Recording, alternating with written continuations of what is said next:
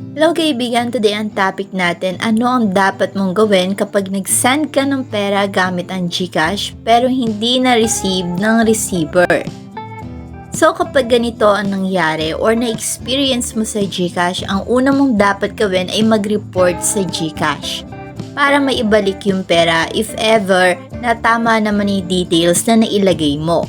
So para magawa natin yan, kailangan natin mag-submit ng ticket at ang gagamitin natin ay ang Google. Pwede rin naman sa mismong app pero mostly dito talaga ako nagsasubmit ng ticket. So dito i-search lang natin yung submit ticket and make sure na tamang link yung mapupuntahan nyo. So ito yan, HTTPS, ayan, with ESA, GCash Help Center. Tap natin yung 3 and tap natin yung contact us. Importante na ma-report natin para meron chance na makuha nga natin yung ating pera. Or baka medyo na late lang, hindi natin alam, pero mas maganda talaga na nire-report natin yung mga na-encounter nating problem sa GCash. So sa bit ticket, i-type lang ulit natin dito, then send natin. Lately, ang daming problem na na-encounter dito sa GCash, pero lahat naman niya may solution. So, tap na natin yung submit a ticket.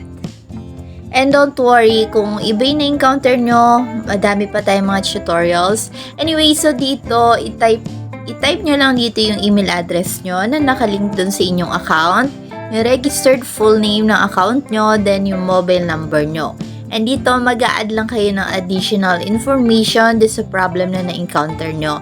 And, ang pinakalas, ilagay nyo dito or i-upload nyo yung picture or screenshot kung saan makikita na gumawa nga kayo ng transaction pero hindi na-receive ng receiver. Then, after that, isasubmit na natin. Pero, first of all, kailangan natin pumili dito ng category, concern category. So, ito yung pinakamaging description ng ating problem. So, dito, scroll lang natin pataas and hanapin lang natin yung send money GCash to GCash. Tap natin yung arrow and dito, hanapin lang natin yung pinaka-best description. So, ito, the money I sent was not received. So, kung successful mong naipadala yung pera pero hindi nga na-receive ng receiver, ito yung is-select mo. And dito ilalagay lang natin yung transaction number na makikita natin yan sa history ng ating GCash app. So, punta ka sa history ng GCash app mo, tapos i-click mo yung transaction na ginawa mo, may makikita ka doon na transaction number or reference number. Yun yung ika-copy mo dito sa may box, okay? So, method of sending money, ano ba yung ginamit mong method? Meron din ditong pagpipilian, tap mo yung arrow. Ikaw ba ay gumamit ng express send or nag-send ka via QR, send from GCash to bank, or receive from bank to GCash? So, kung ang ginamit mo, express send, for example, ito yung isi-select mo. Then, magkano ba yung pinadala mong amount? So, ilalagay mo dito, for example, nagpadala ka ng 5,000.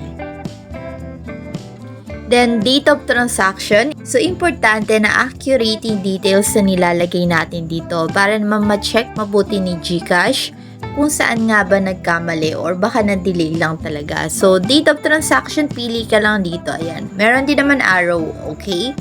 So, pag nakapili ka na dyan kung anong date ba, what message prompt did you encounter? Meron ka bang message na na-encounter? So, meron ditong pagpipilian. Tap mo yung arrow. Meron ka bang nabasa habang ginagawa mo yung transaction na please check your internet connection and try again? Kindly check your wallet balance and transaction history if your previous transaction pushed through. So, pwede rin naman natin i-check yung wallet balance natin. Baka nga naman hindi nabawasan, di ba? So, meron ka din ba nabasa na this transaction will exceed your daily outgoing limit? Minsan kasi kapag nasagad na yung limit mo, baka hindi rin talaga ma-send or babalik din naman yan. Magbabounce din yan sa may balance mo. Kung minsan wala naman talaga nag-pop out na message dun sa ating app. Pero kailangan kasi natin sagutan to or kailangan natin pumili. If ever na wala naman kayo na-receive na message, ang piliin nyo na lang dito yung please check your internet connection and try again, okay? Kasi don't worry dahil meron naman tayong ilalagay nga dito na reference number, mag-check din naman nila yan kung na-send ba talaga yung pera, okay?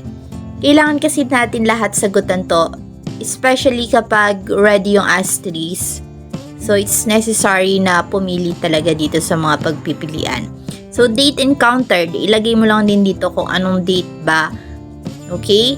So, yung screenshot ng transaction, kung saan meron nag-pop out na message, so, i-check natin yung box. And dito, mag-attach ka lang or mag-attach. Dito, mag-add ka lang ng other information. So, for example, wala ka naman nakitang message na nag-pop out, i-indicate mo na lang yun dito na wala ka na-receive or wala ka nakitang anything na message, okay? So, dito, i-add mo na nga yung screenshot. Mag-add ka na dito. Once na okay na, i-review mo na lahat ng nailagay mo ditong details. Then, kapag okay na nga lahat, itap na natin yung submit. Then, maghihintay na tayo ng respond from GCash dun sa ating email address. So, paki-monitor na lang email address nyo and depende kung anong sasabihin ni GCash and check nyo na lang di mabuti baka mali naman yung details na nailagay nyo dun sa sinenda nyo ng pera.